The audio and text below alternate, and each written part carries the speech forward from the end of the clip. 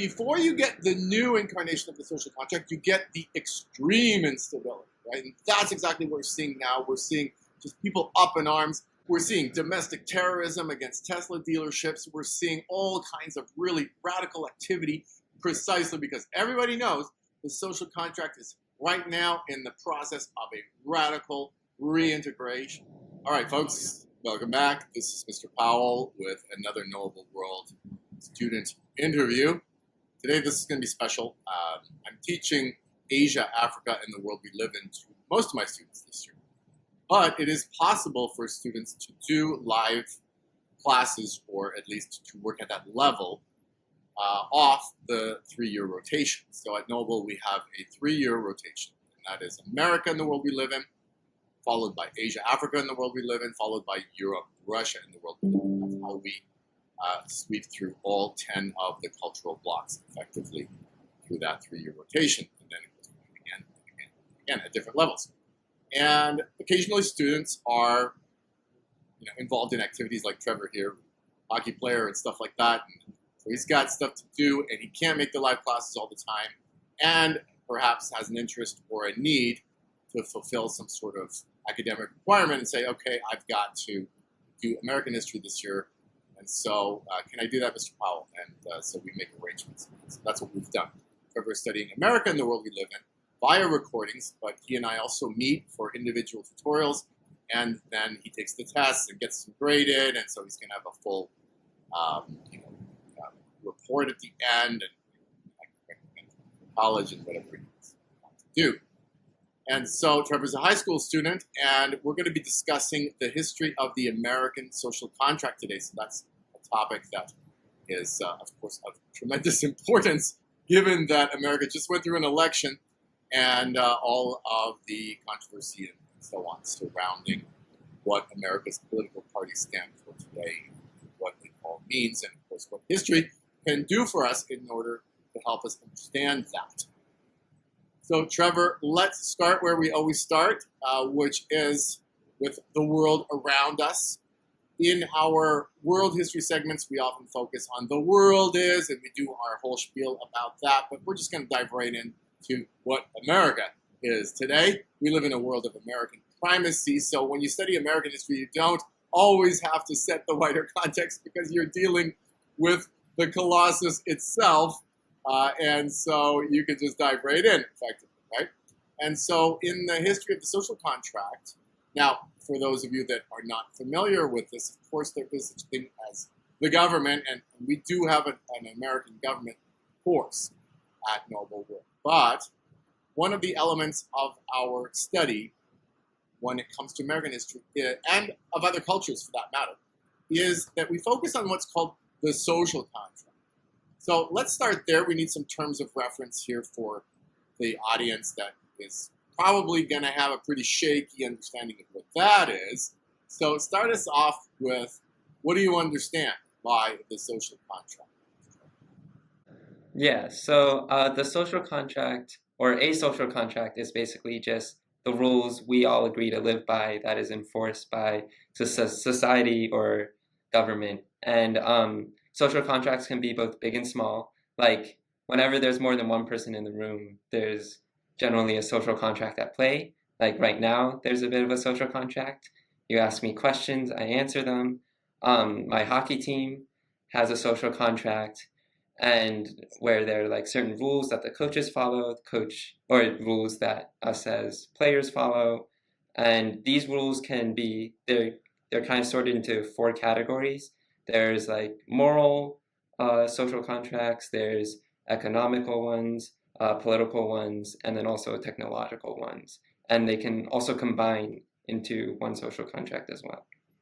Okay, fantastic, right? The rules we all agree to live by, right? Or to get even more technical about it, they are the forms of association that basically permeate our lives. Oftentimes implicit, oftentimes explicit, as you mentioned, right? Whenever there's more than 2 people, there's a social contract, right? We don't talk above one another. We don't interrupt one another. We wait, and we have this interplay. It's a conversation involves a social contract, right? And so it's at all levels of society. Of course, when we're studying history, we're talking about the social contract, the big one, right? The one that integrates all of life within any organized society. So when it comes to the American social contract, that's where we need to turn next. And we're going to talk about the state of it today. Okay, so we have these forms of association that govern our lives and indeed that are how we organize our society and which our government enforces. What is the state of the American social contract today, Trevor? What do we know about that? Well, the state of the current social contract is kind of up in the air because right now America is in a bit of a wobble. And that just means there's not really a clear social contract right now, as the social contract is in the process of changing. That kind of started in 2009 with the election of Obama, because his social contract or his motto for his presidency was change we can believe in. And change in itself is not a stable social contract. And it starts there and it continues because the uh, elections after that are increasingly polarizing. You have Trump, who is obviously a very polarizing character. A lot of people love him, a lot of people hate him. And then you go back to Obama's vice president, Biden, and then now you're back to Trump. So, yeah. So we call that the wobble, right? Because my metaphor here is that of a spinning top. And when that top is spinning and it's stable, then you have kind of this historical incarnation of a culture which people have agreed to live by a certain set of rules. And then along comes this Obama character and he says, no, we're going to change all those rules. And everybody seems to say, yay, we want on board with that. But clearly then Trump comes along and says, no, make America great again. Whoa, that's hitting the brakes and saying, no, we don't want that social contract. And then seems like, well, okay, then what? Then Biden? Oh my goodness, right? So this is the top spinning and wobbling, and it's gonna tip over. And now we have Trump again with a much stronger mandate than the first time around, and clearly the instability is increasing. And so, in my view, and I write about this in the History of Tomorrow, which to me is my ultimate contribution to historiography. And that's where I discuss this, and I say, look, it's over this wobble. I said, look, either Kamala Harris gets elected or Donald Trump gets elected, and whichever that is, it's probably over. So in other words, if Kamala Harris had been elected, then I think Americans would have been saying essentially, we commit to socialism, we want this DEI stuff, we want the woke stuff, we want all of that. That's our decision as a culture collectively. But then, of course, that didn't happen. Americans said, no, we don't want those things. And so the incarnation that we're going to get is going to be the Doge incarnation of American culture that's cutting billions and hundreds of billions left and right. And we're going to get this different incarnation that says we want to get rid of all that censorship under Biden. We want to get rid of all of that cancellation and that woke stuff. And so Americans have said, no, that's not what we want.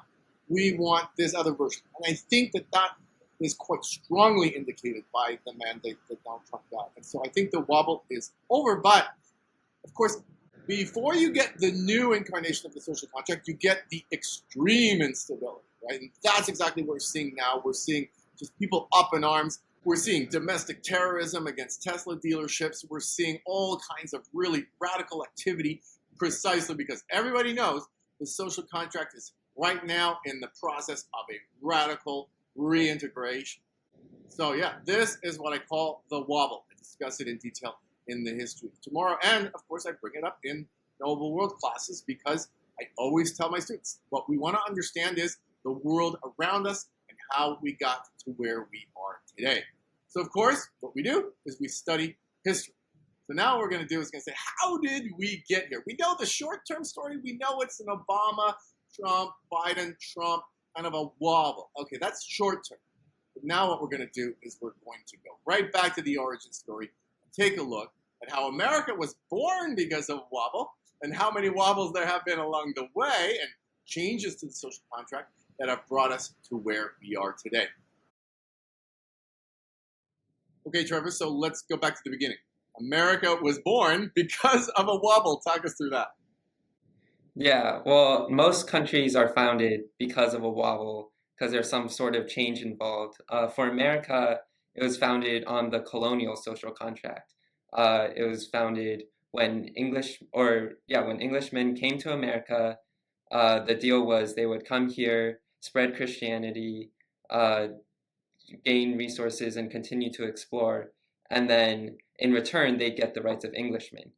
And that held up for a while before, of course, the first straw was the Stamp Act of 1765, and the famous slogan, "No taxation without representation," and that was a core component of the rights of Englishmen and the constitutional monarchy that was Great Britain.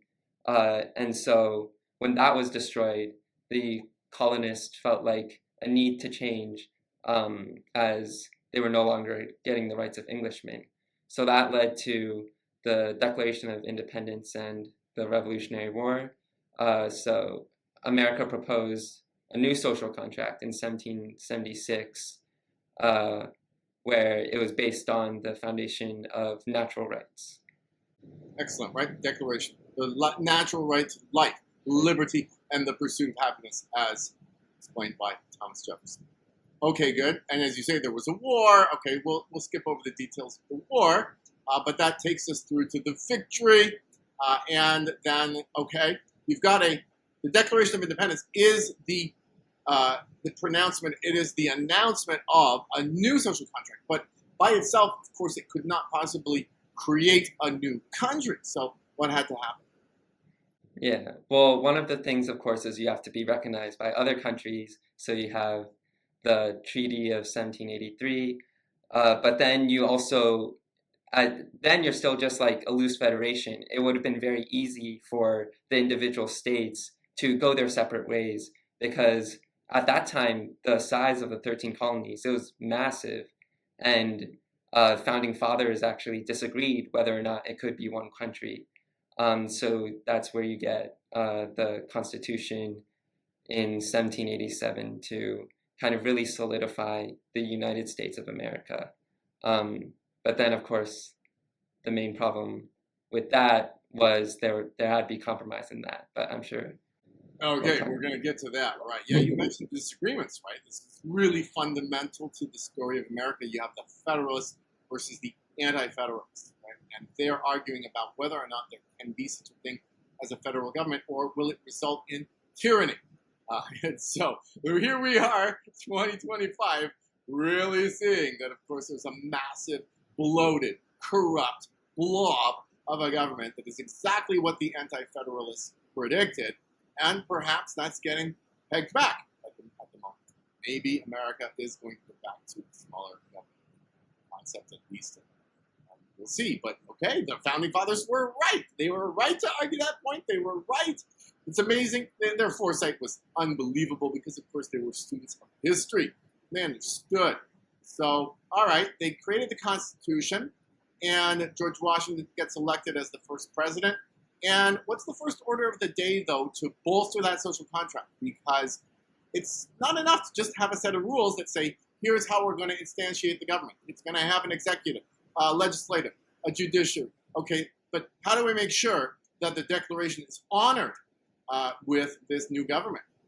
Yeah, so there's the Constitution, but then there's the Bill of Rights also, which is really important, which lays out the natural rights that are to be respected by the government, that can't be taken away by the government. And those initial 10 amendments were the foundation of that were to be expanded in the future. Yeah, okay, good. So obviously First Amendment being the most important, speech, freedom, association, religion. So yeah, these are derivative of natural rights. The pursuit to liberty cannot exist if you can't speak your mind. Right? And you can't be free if the government can compel you to a certain religious observance, anything along those lines. So the founders were clear on that and did a great job of creating a Bill of Rights to back it up. Okay, so you alluded to disagreements and compromises. That's going to lead to eventually the unraveling of the social contract, because what was embedded in it that was, of course, such a problem? Yeah, so the main compromise or the main problem was slavery. Now, it's very contradictory to have a social contract that upholds natural rights, but then some of your people don't have access to their natural rights because of slavery. And the founding fathers were aware of this. Uh, they started off, of course, wanting to be independent from Great Britain, but to be independent, there needed to be unity. If you didn't have unity uh, and you split off into separate countries, then there was the possibility that Europe could come right back in, and then you'd be right back where you started, where you'd be under European rule and European influence again. So there's that unity element that was required. But of course, like I mentioned, the United States was so big, especially for that time, the transportation was much slower. And so you needed to be able to compromise because not everyone's going to have the same opinions and beliefs. And one of those compromises was slavery. So you get this really twisted train of logic almost where rights require slavery. Um, I'm not saying that that was the right thing. Slavery is obviously like a really horrible thing, but I'm also not saying I could have come up with a better solution than what the founding fathers had. And they did put in some things in place, like the Northwest Ordinance, I think, in the Constitution, which made it so everything south or everything north of the Ohio River, the territories there, when they became states, they would be free states without slaves. And there were other compromises like this in the Constitution. Um, and the goal was to hopefully eventually eradicate slavery by having a supermajority of states that were against slavery. But obviously, that didn't happen, which leads to the Civil War. Yeah, that's the point, right? Is to get a constitutional amendment, you have to have a supermajority in Congress and a supermajority of states, and they aspired to that, but that never happened because as America expanded, you get expansion through the Louisiana Purchase and then later through the Mexican-American Cession, and you get southern states that decide to bring slavery with them. So you can't get it. So that theoretical hope that America could get rid of slavery was not going to happen on a practical level. But the truth is, slavery is not a practical problem. It's a matter of the social contract. So how did it come to be that the social contract was finally upended, where this compromise over slavery was no longer permitted, not on a practical basis, not on a merely constitutional or structural level, but really deeply, because you said a social contract is fundamentally a set of moral rules. How did that happen? Yeah, I think we can really credit that to the abolitionists.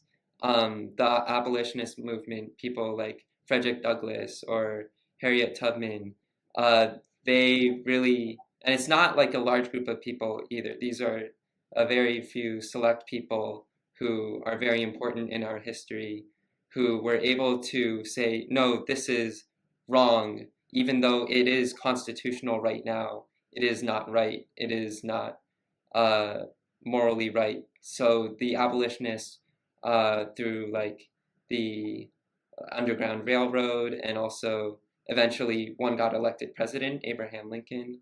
Through that, the abolitionists were able to, over time, change the social contract. It didn't happen immediately, and like there's no start date or like end date to when it happened, but over time they were able to change the social contract. Yeah, right. It's a movement. It's hard to assign dates to it, but we know when the wobble happened.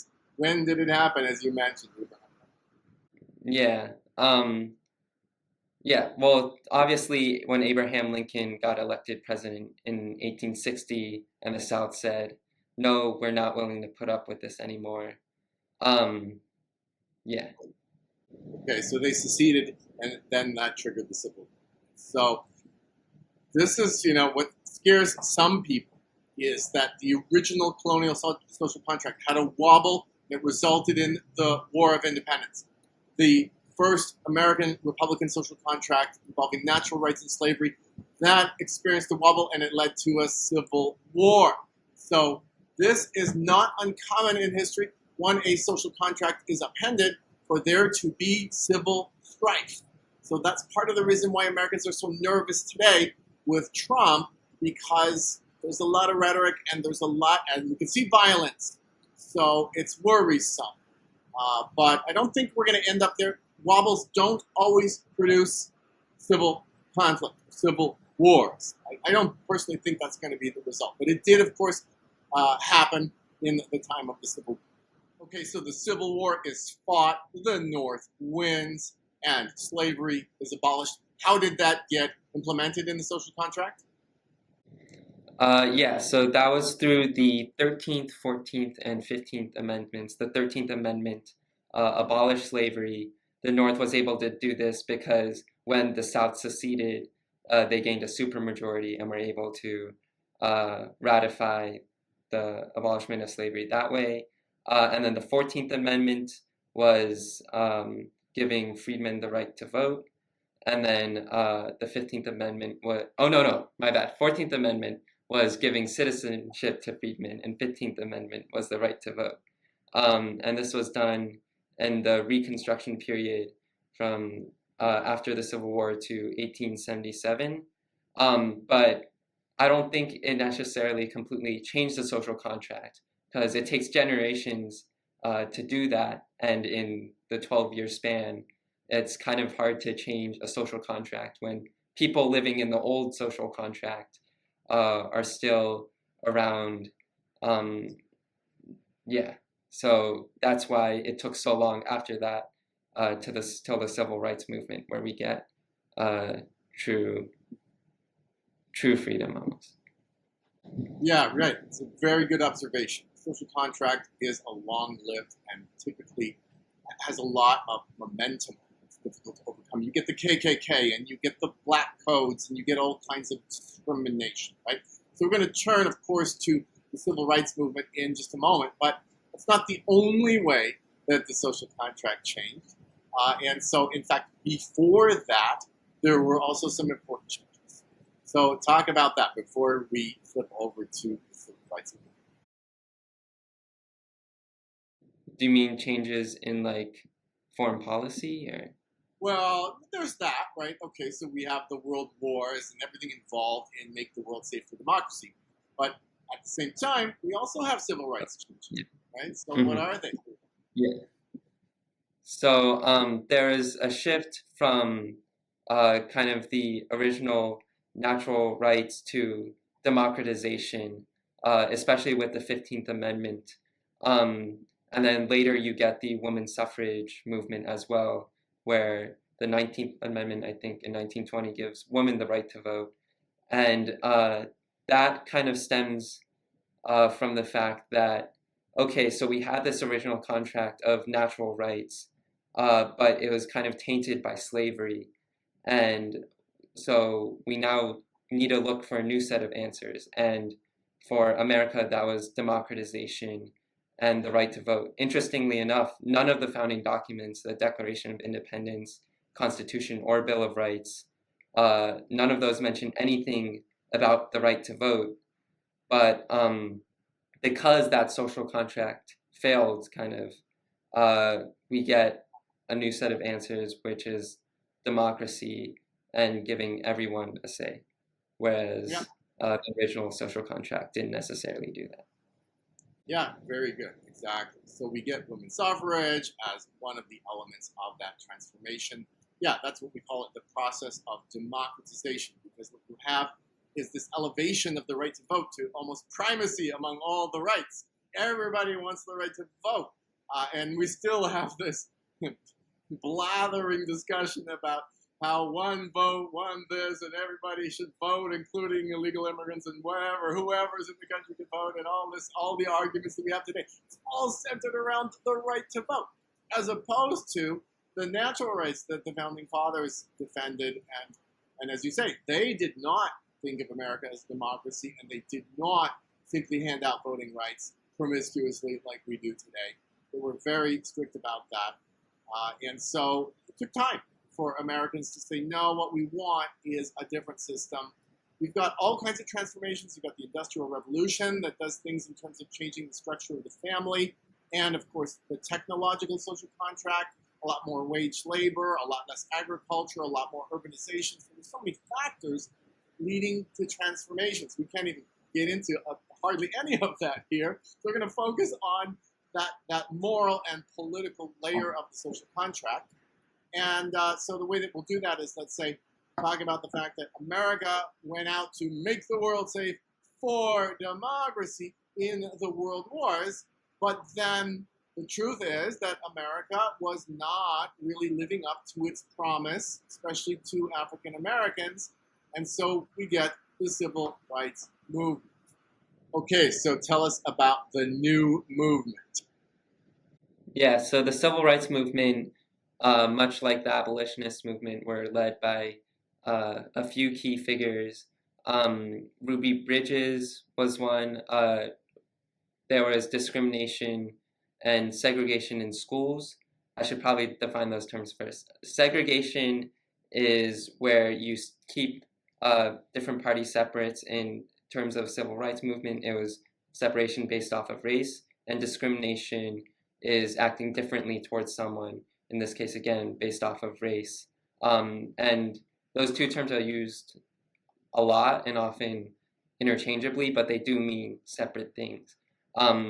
Ruby Bridges was a young African American girl, and she kind of broke the color barrier when it came to this like white school, and she had like marshals kind of guide her around every day, and it was a very courageous moment in the civil rights movement.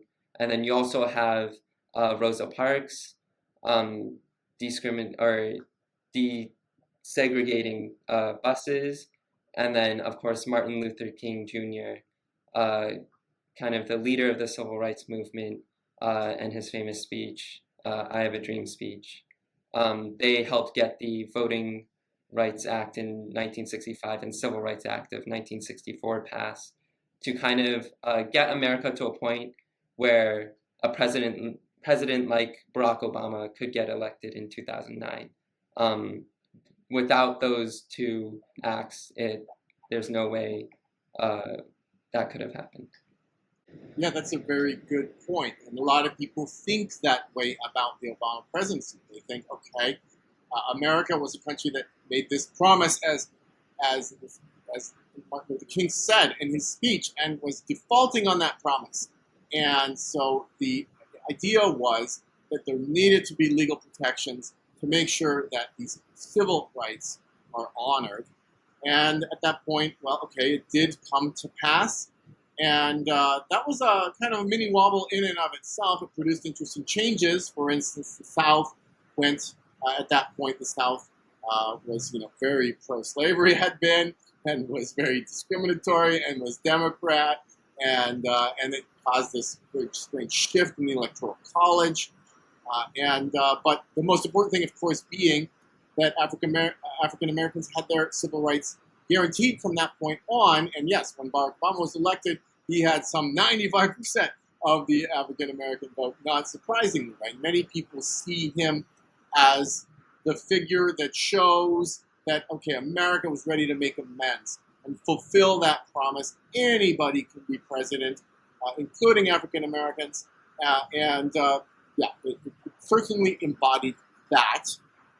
And so, what more do we need to say about how we traverse the distance from the Civil Rights Act back to the modern wobble? What do you think are things to discuss there?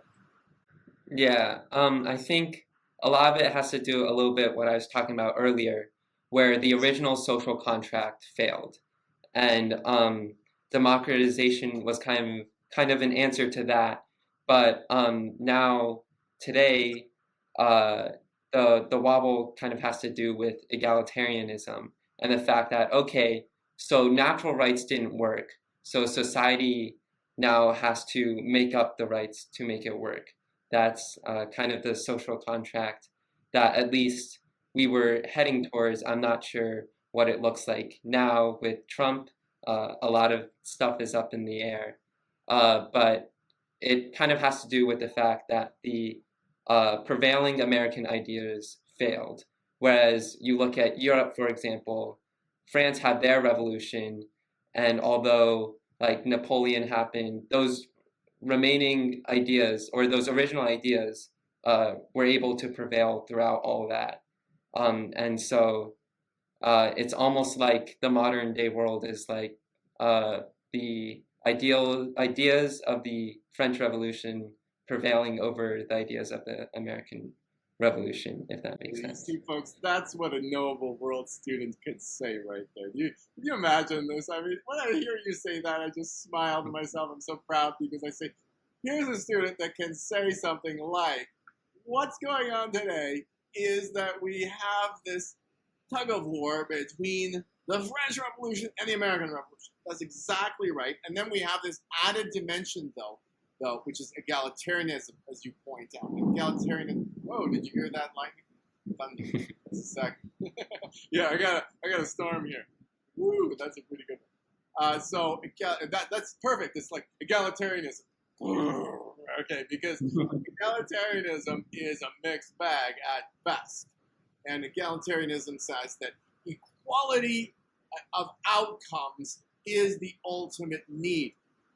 And so what we see, therefore, is that both natural rights and civil rights get violated because you don't hire on the basis of merit. You hire on the basis of, at the end, you got to have a certain percentage of people that absolutely matches, for instance, the ethnic diversity of the country, for no good reason other than that. And you have all kinds of other offshoots of modern egalitarianism that are incredibly disruptive. And people have been upset about that. Americans are not socialist in their mindset, but egalitarianism demands socialism. It demands that we shove that equality outcome through into society by means of government compulsion. So Americans have rebelled against that. And the Wobble seems to have now, okay, I'm not saying it's gone back, it's definitely gone in a different direction. So let's conclude here. So thank you, Trevor. You've carried us through from 1765, the Stamp Act, Declaration, the Constitution, the Bill of Rights, through abolitionism, through the Civil War, the women's suffrage, through the Civil Rights Movement, and to the election of Barack Obama and the rise of egalitarianism. And now here we are back at the Wobble. This is how we do it. History provides us with insight and instruction. We need that in order to make sense of what's going on. Where is this taking us? What are your thoughts about the state of America today? You're just allowed to riff on this at will, and I'll chime in as well. What do you think is the outcome of this? Yeah. Well, I mean, you said a lot in class. You do not think this Wobble is for the better. And I think like the American Revolution, and I think I agree. Often when there's a Wobble and you have someone come in and kind of fix it or attempt to fix it, you don't get people like the founding fathers. You get charismatic leaders, usually like Vladimir Lenin or Mao Zedong. And so I think America will head in a direction that's more focused on society as a whole, and society getting to decide what people can and cannot do, much to the chagrin of the founding fathers. But because those ideas failed, the rest of the world can kind of point to that and say, look, your social contract failed, America. So come join us, come do what we're doing. And you see that a little bit in today, where Canada is doing multiculturalism. Europe is heading towards like supranationalism. And I think although Trump is kind of putting the brakes on that, and I do think eventually America will head more in that direction. Yeah, that certainly remains to be seen.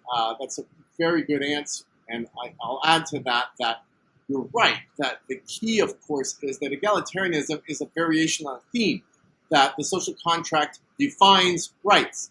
And what Trump is proposing, of course, is that social contract be nationalist, not globalist. And so nationalism, unfortunately, is another form of collectivism. so you're right that it's not focused on individual rights. It's not make America great again in the sense of bring back the best that America ever was and strip away the bad stuff. No, it's a whole new kind of collectivism. So I think there's a lot of danger there as well. I mean, the things that I like include the defense of free speech. I think that's a really crucial thing. And I also am very heartened by the possibility that the Department of Education will cease to exist. As a homeschooler, I absolutely 100% endorse that outcome. And so there are things I like, there are things I don't, and that I worry about. I think we're kind of on the same page there. So great, that is tremendous. So thank you, Trevor, for providing us with this insight into the story. I hope that those of you that are watching realize what this is. You've got a young, eloquent man who can speak to the story of America in this way, at this level. He can deploy terminology like supranationalism on the fly. And, you know, this is what I love doing and why I'm so proud of Knowable World. And so I want to have you back, Trevor. We got to do political economy. We got to do maybe foreign policy. We got to do some more because people got to see what it is that you can do, what students at your level can do. So thank you so much, and I'm looking forward to doing this again. Awesome. Thank you.